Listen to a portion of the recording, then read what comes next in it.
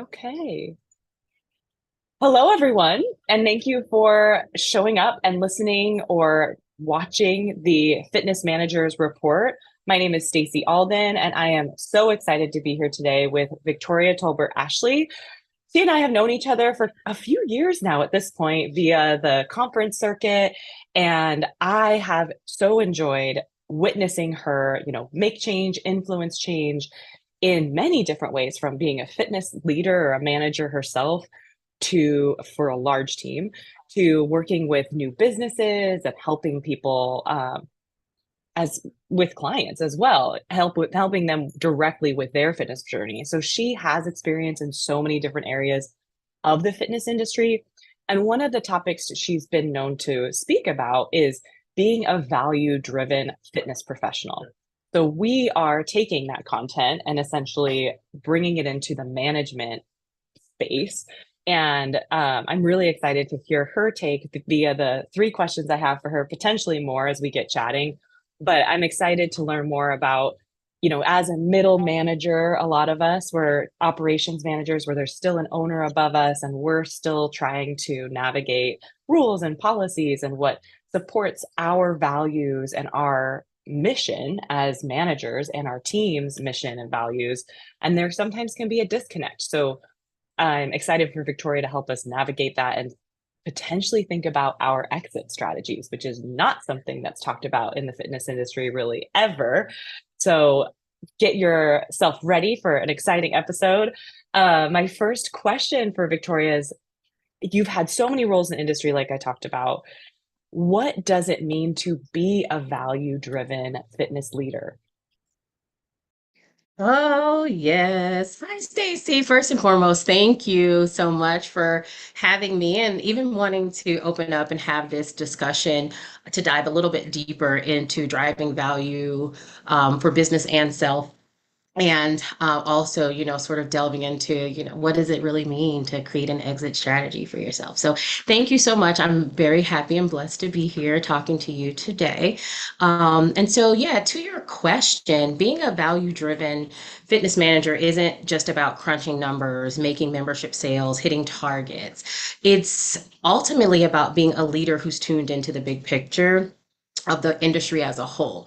I mean, the fitness industry it's like one of those tangled knots, if you will, one of those cat ball yarns that's just all mixed up. And as simple as people like to think it is, it's just fitness, it's just memberships or personal training. No, it's so much deeper than that.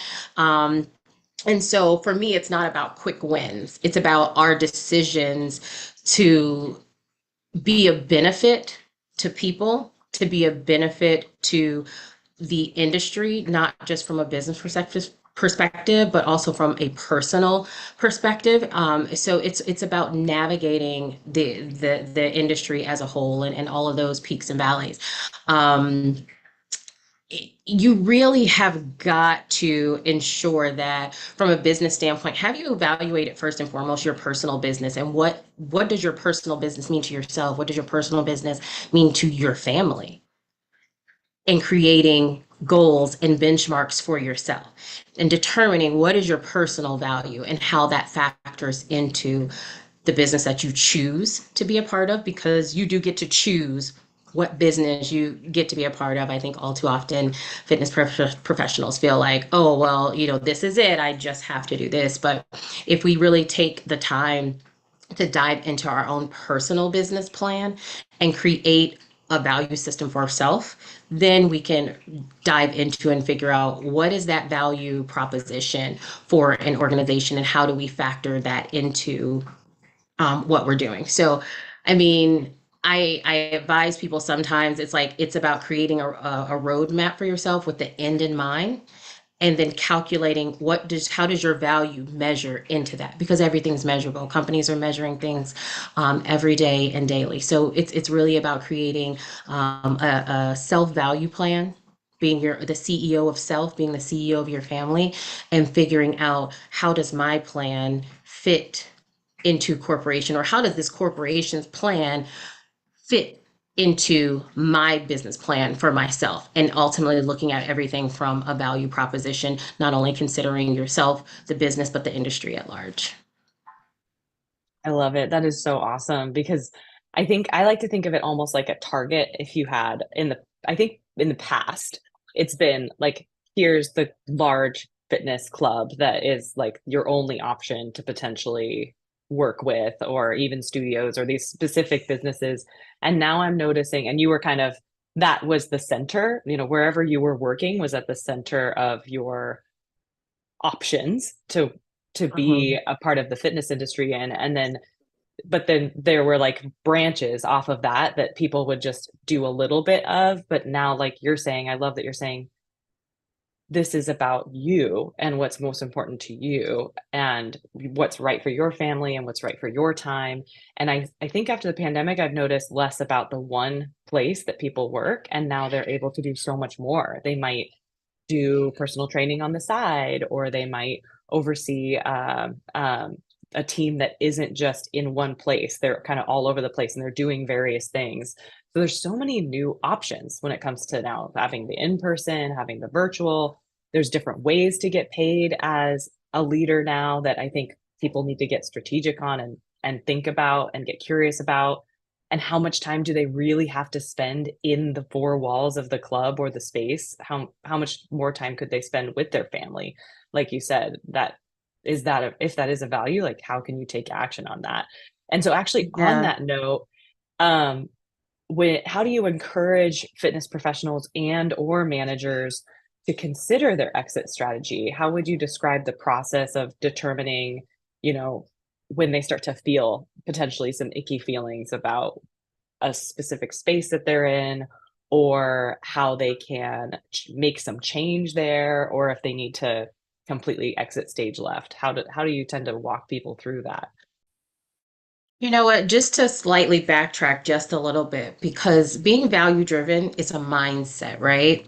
It's about making a commitment to yourself, but also making a commitment to being a positive impact on your community, which also involves your fitness community, as a whole. And so it's about sustainability and growth. And with sustainability and growth, to all the points, all the wonderful points that you just made, I often encourage my clients or mentees, like I kind of started talking about, to like route out, what do milestones look like? Plan with the end in mind. And so developing an exit strategy is just crucial for everybody. But I mean, I'm a little partial, like especially to fitness professionals, or managers looking to secure their future. I mean, one of the first steps is recognizing the true value of your business. Equally, I mean, people have to decide, what is my business. So, like I said, so encouraging them, recognize the true value and understanding valuation. Start understanding valuation, educating yourself, not just continuing to educate yourself in um, you know, corrective exercise, all of the fitness modalities that are there, corrective exercise, performance enhancement, general populations, aging populations, but starting to understand valuations and how businesses are valuing things. What is the real business that you're in, whether it be a boutique, a big box, um, a web based, a corporate structure? What is their real business? And that's what we have got to kind of ask ourselves when we're thinking about an exit strategy, because it's also going to determine our entry strategy. What is their real business? How do I factor into this business? So, yes, there's some math involved. There's some math involved, but recognizing, like I said, that true value, it's equally as important to understand what the company, what the organization's values are. So, what is their plan? What is their business? What are their real values? Does their actions match what their mission and value statement says? What is posted on their website or what you might get in an employee handbook? Do the actions and the culture align and match what the company says that they represent? Because let's just face it, you could totally be miscalculating something if you're only going off of what they said or what is in writing on their website. Everybody wants to change lives through fitness. Everybody wants to create a fitter world. Everybody wants to get more people moving. What exactly does that mean? So again, determining what that means for ourselves determines our entry strategy. Planning your business with the end in mind. But like, I want to clarify that statement because I kind of said it, but then, went on this slight little tangent of other things. But planning your business with the end in mind allows you to set clear goals and objectives, ensure that every decision you make contributes to your long term vision. Even if some of it is short term, it will also help guide you in a manner that makes sure that you're not only being true to self, but that you're doing a good job because you know that you're measuring yourself within each opportunity that you choose to take because it fits into your business plan. If this is a part of my business plan, I'm going to go in here, I'm going to do an excellent job. I am going to ensure that whatever I bring to the table is of value and I'm contributing to that in a positive manner. So I also often encourage my clients and mentees to plan a route, knowing what those milestones are and what are the various stages along the journey. The X corporation may only be a part of your plan for 2 years. It may only be a part of your plan for 18 months. It might only be a part of your plan for a year. Let's keep it 100. I mean, figuring out exactly what that means, but then also doing a good job. It's not just like, hey, I'm gonna go do this and then I'm gonna jump over here, I'm gonna jump over here, I'm gonna jump over here, and seeming and looking spastic. You're doing everything and executing in a manner that's allowing you to strategically navigate your plan, but then also contribute and add value not only to the businesses that you choose to partner with, because it's a business. The way I've always looked at it, this is a business partnership. I might be an employee, but this is a business partnership because I have my business plan, you have your business plan. Do they merge? Do they align? Are we good for each other? It's a relationship. And so within a relationship, is it a lifelong partnership or is it a short-term partnership? So deciding those things, and then whether it's achieving a certain revenue target or expanding into new markets or building a strong team, having um, the best product out there that influences other products. Understanding those milestones that you have planned for yourself helps you keep track of your ultimate goal. And then additionally, it's just essentially about staying adaptable and being open to new opportunities and as circumstances evolve. And let's face it, right now the fitness industry has had evolutions. We've had pit stops. We've had trauma drama with the pandemic. Not that the whole world and every other industry didn't as well, but just ultimately developing an exit strategy. It isn't about preparing to leave a business or like, oh, this is feeling sticky, I have to go. It's about recognizing your personal value, recognizing what what attributes at the center of your core, what feels good, what do you know, like, I'm going to have to deal with some of this. Some of this is paying my dues, and I do kind of have to deal with a little bit of that. And so it's about creating that roadmap of success that maximizes your value and impact for yourself and the fitness industry as a whole. But you have that clear vision, that clear plan of, hey, I know for a fact that my ultimate goal is that I want to get to being like the lead fitness or strength and conditioning professional for a hospital, let's say. Like, that's ultimate impact right there. What positions, what organizations will actually help me build myself in that path? What organizations are going to contribute something to, like, I'm going to bring myself to the table, I'm going to grind, I'm going to be making sure that I'm adding to their bottom line.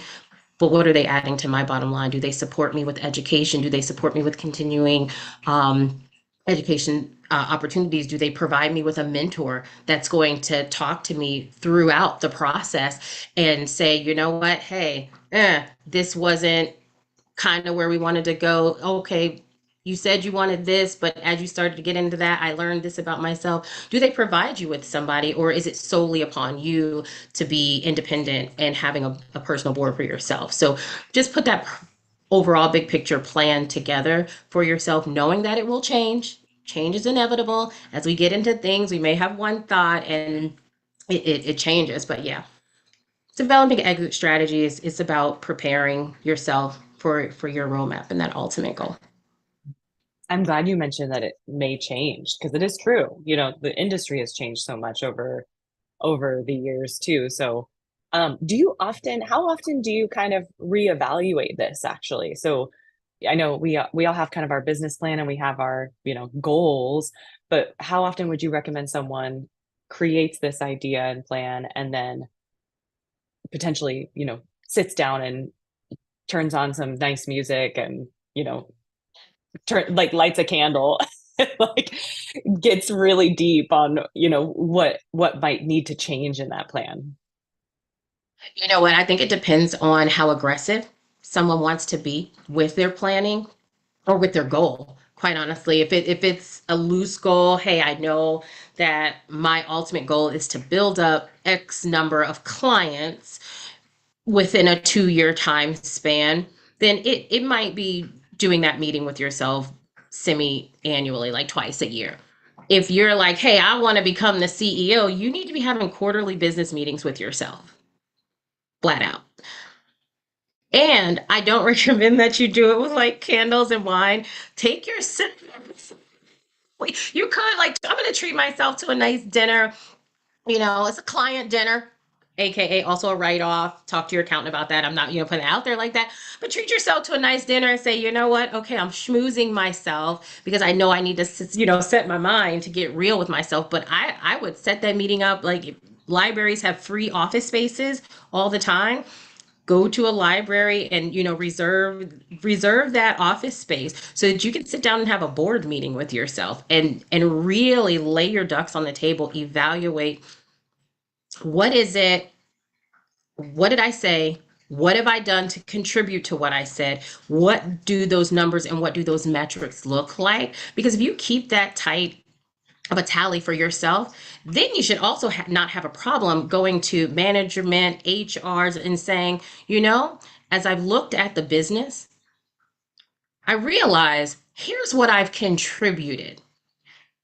We need to talk about a rate increase, and not that it's always going to work in order to make a shift or make a change right away, because obviously organizations have their budgets, but you have so much more of a keen focus on where you are and what you're contributing. And sometimes you may have planned to say, I'm going to stay here for 2 years. I mean, once I was like, 2 years is all I can do in a position, but ended up being, no, you know what? I realized in order for me to build the skill set that I know that I need to go where I plan to go, it's actually going to take me a bit longer. So I'm going to do these three things by year two. And by year three, I plan to excel in, these other areas so that I can make a big leadership jump, or, position myself a little bit differently to be able to do some more entrepreneurial things. By having those meetings with yourself, whether it be quarterly or semi-annually, at least you have a set meeting with yourself, and it's a meeting. Don't break it. You make a commitment. We talked about earlier, like it's a commitment. Being value driven is making a commitment to yourself. It also shows that you have got good business practices, and so regardless of whether you decide to transition into the hardcore business side of an organization, you're already used to having those types of meetings, and you're already used to evaluating, what do the numbers look like? I thought this program did really well. I thought I was going to be training this type of client. I thought I was going to be teaching this type of class. But number one, my body is telling me something different, or my finances are telling me something different. I need to pivot. I need to course correct. So yeah, I recommend having a quarterly meeting with self or semi-annual. And I think ultimately people should be having production meetings more regularly with themselves if they're not seeing the type of traction or the type of growth that they need within a certain time period. Oh, awesome. I want to I have to snippet that one full description of having a board meeting with yourself. So many fitness professionals and I think managers are so busy evaluating something so small. Like as a fitness manager, I know I find myself looking at attendance numbers and budget numbers and on a regular Yeah. basis, but rarely am I sitting down and actually reflecting on what I've contributed and what I've accomplished and recognizing that, because that helps you, like you said, potentially bring up the need for an increase within the company if you work with a company, um, and changing course if needed. Because I think in the fitness industry, it's really easy, right, to get, I don't want to say stuck, but just kind of get in the motion. We love consistency, I think, as fitness professionals. We eat the same thing every day, we work out every day, but what if you were to step out of that and do something bigger, do something more?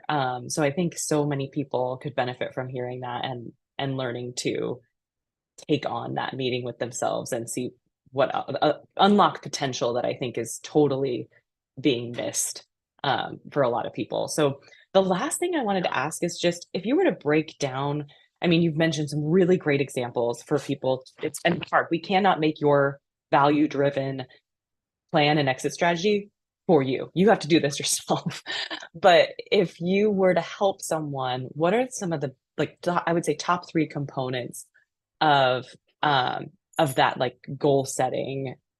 Would you say like the age you want to be when you retire from the fitness industry, or as far as that like epiphany place, or would you say potentially the amount of money you want to be making at that time at the top and pinnacle of your career? What are your top three things? Those are just examples. I'm not sure if those are in there, but what are the top three things for you um that you like usually recommend to people and focusing on? Oh boy, that's like a loaded question. Oh, top three things? Three? There's so many. I know there's Not more not than too many to three. make it like there are so many more than three. But definitely like you mentioned, what is your like at the end of the day, what do you want to make? What type of lifestyle do you want to live? What type of legacy do you want to build or do you want to leave? And starting with again, like I hate to say like rephrase this as if it's canned, but go with the end in mind. At the end of the day, at the end of 60, 70, 80, 90 years old, what is it that you want to have? That type of 30,000, 50,000 square foot view down makes you look at a lot of things a lot differently. So really being able to first and foremost take time to clearly define what does that super large big picture end of the road look like, and determining your values and your goals, understanding what matters to you most, will provide you a super solid foundation when evaluating potential opportunities and evaluating how you want to navigate. Next, I would probably recommend um, ooh, like that is like the key. It's the key one.